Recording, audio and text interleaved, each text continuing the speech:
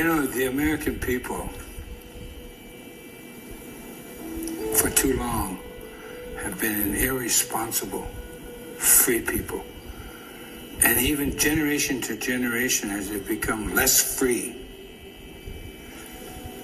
they don't recognize it. They have lost the ability of critical thought. In order to regain critical thought, all you have to do is read your Constitution and then look at the laws that govern you, especially from the federal perspective. It's unconscionable to allow your freedoms to be taken away decade after decade after decade, year after year. And I'm very proud of this, by the way. My nation, the Lakota, were the first nation to militarily defeat the United States of America on the field of battle. And that resulted in the 1868 Sioux Treaty.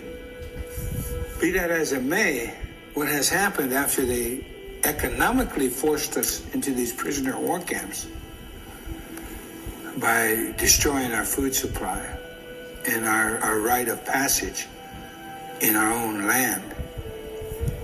They confined us to these, and then they began practicing and perfecting their colonial tactics. What has happened is now America, because of the irresponsibility of your forebears and the irresponsibility of yourselves, you are now on a one huge Indian reservation. All policies were bred and born and birthed on an Indian reservation, and then exported to the world, and now comes back on the backs of the American people. You have a near perfect document.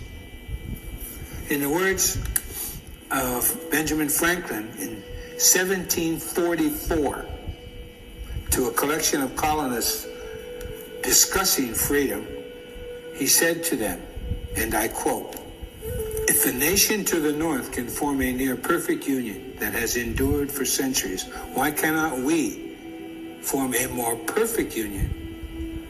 Unquote. So they're talking about the Iroquois Confederacy, and that's where the Constitution comes from. Because in 1988, on the eve of the 200-year anniversary of the Constitution, it was a unanimous thank you by the Congress of the United States. They sent in writing to the Six Nations Iroquois Confederacy, thanking them for their input into the Constitution and the formation of the United States of America. So you see, the Constitution is Indian law, and that's why I love it. You know, beginning in the 1840s, they start stripping away your freedoms by developing the corporation. You know, a piece of paper. And then in the 1870s, of course, during Lincoln, when they declared martial law, and even after they ceased civil war, martial law continued on for another 3 or 4 years when it was they don't need to. But in the 1870s, that's when Congress started giving the banks the right to rule. And of course, you go on to 1913 and the beginning of the 20th century, that's when they officially gave away the power of our economy to the banks. You know? They can print the money for us. According to our Constitution, the people should never allow their money to be printed by someone else. Hello?